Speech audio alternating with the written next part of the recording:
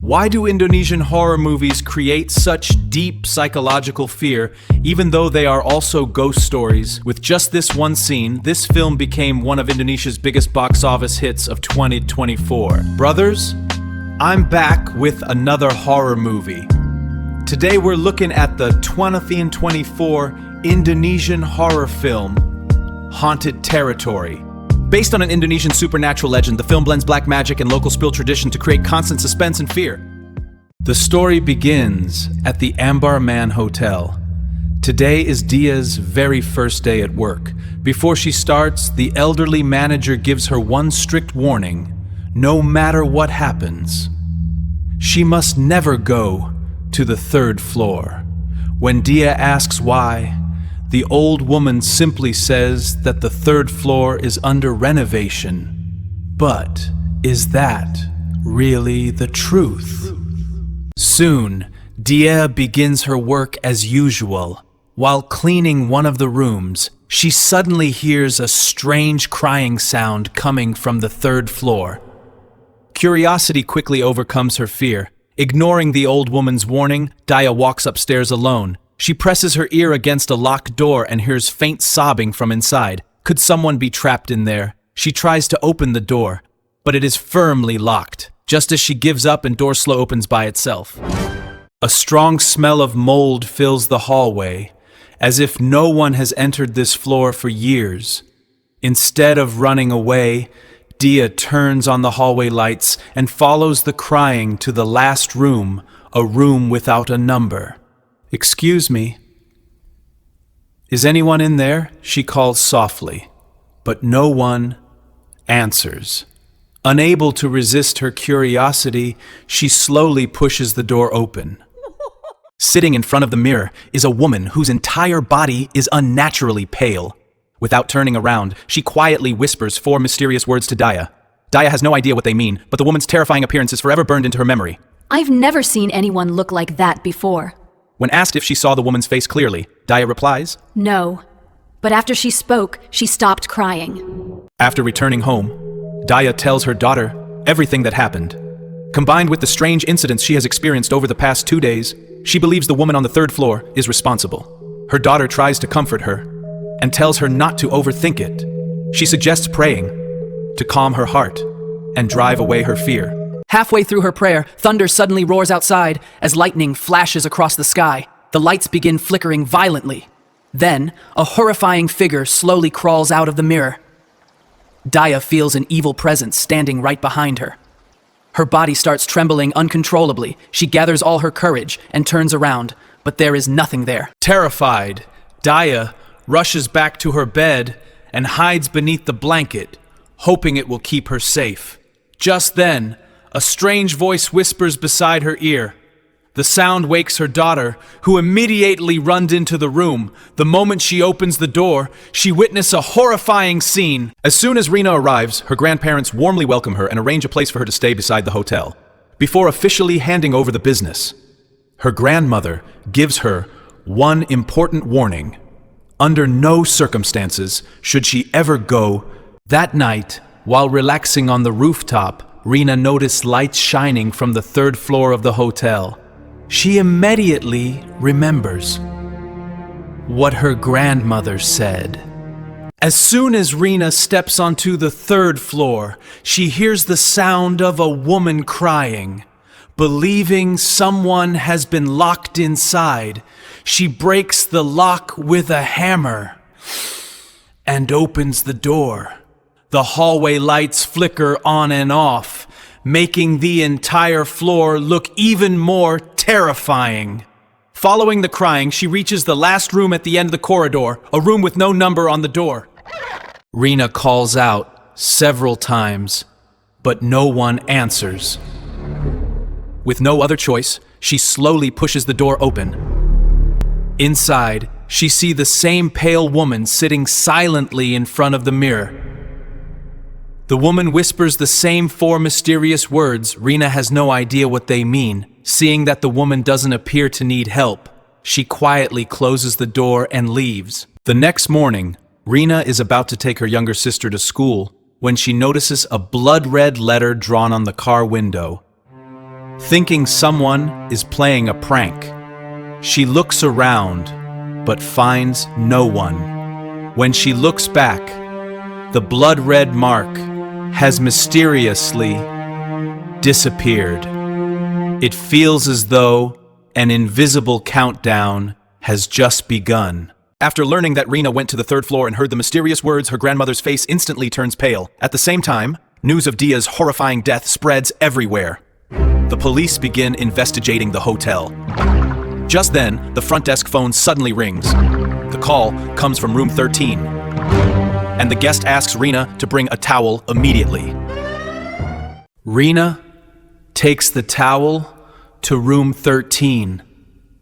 The guest tells her he is taking a shower and asks her to leave the towel on the bed. She waits for a while, but no one comes out. Just as she is about to leave, she hears someone crying inside the bathroom. Thinking the guest might be in danger, Rena calls out several times, but there is no reply. Unable to ignore it, Rena slowly pushes open the bathroom door. To her horror, the bathroom is completely empty.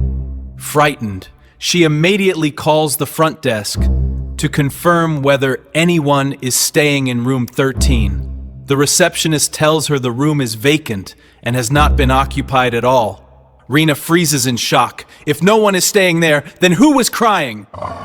As Rena turns to leave, she suddenly feels someone watching her.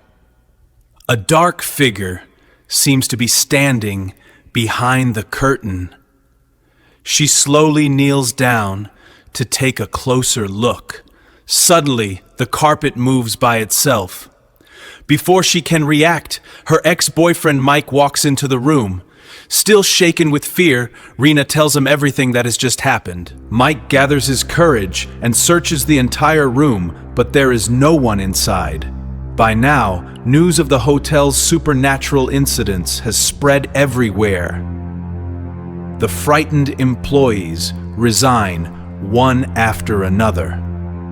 Realizing she can no longer hide the truth, Rena finally decides to reveal what really happened on the third floor. According to Grandma, everything began 6 years ago during the hotel's construction. One of the workers accidentally opened the mysterious room on the third floor. Inside, he saw a woman with deathly white skin and blood-red eyes sitting silently in front of the mirror. From that day on, strange things started happening around him. Exactly 3 days later, he was found brutally skinned alive. Desperate for help, the family invited a powerful shaman. But the moment he sensed the evil presence inside the room, he became terrified. He didn't even dare touch the door. The shaman warned them to seal the room forever and never allow anyone to enter again. That is why the entire third floor was closed. Unfortunately, Dia unknowingly opened the room once more and awakened the curse. After learning part of the truth, together they return to the third floor. Rena slowly pushes the door open. The room is silent. So silent that they can hear their own heartbeats. Fighting their fear, they begin searching every corner for clues. Under the bed, Rena discovers a broken floor tile. Hidden beneath it is a torn piece of paper. She believes the note may finally reveal the true identity of the evil spirit. Just as Rena is about to tell Leah to leave, she hears loud banging noises. Following the sound, she finds Leah repeatedly smashing her head against the wall. Rena rushes forward and grabs her, but the voice coming from Leah's mouth is no longer her own. Suddenly, Leah crawls onto the wall in an unnatural position before launching herself straight at Rena. Mike rushes in to save Rena, but Leah's strength is terrifying. She throws him across the room with unbelievable force. As she attacks Rena again, Mike crashes into her from behind. Leah suddenly regains consciousness.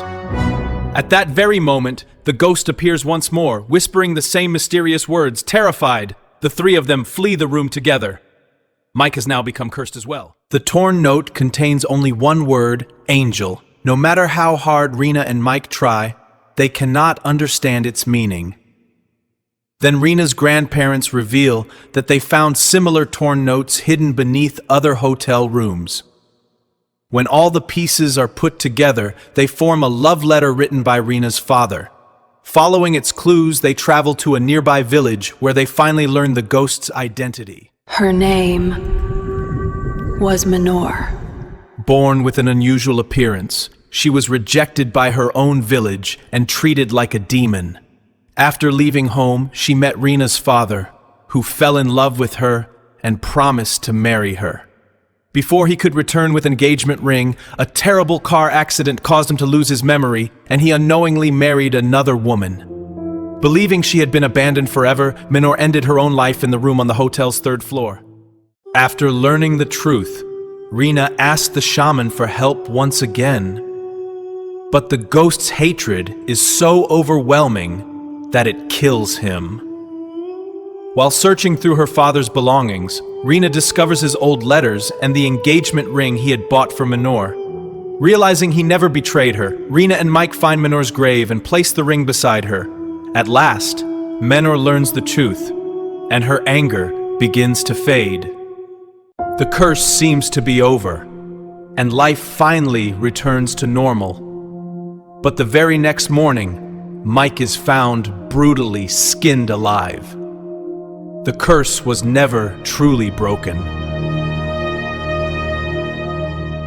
Anyone who enters the mysterious room on the hotel's 3rd floor is doomed to die.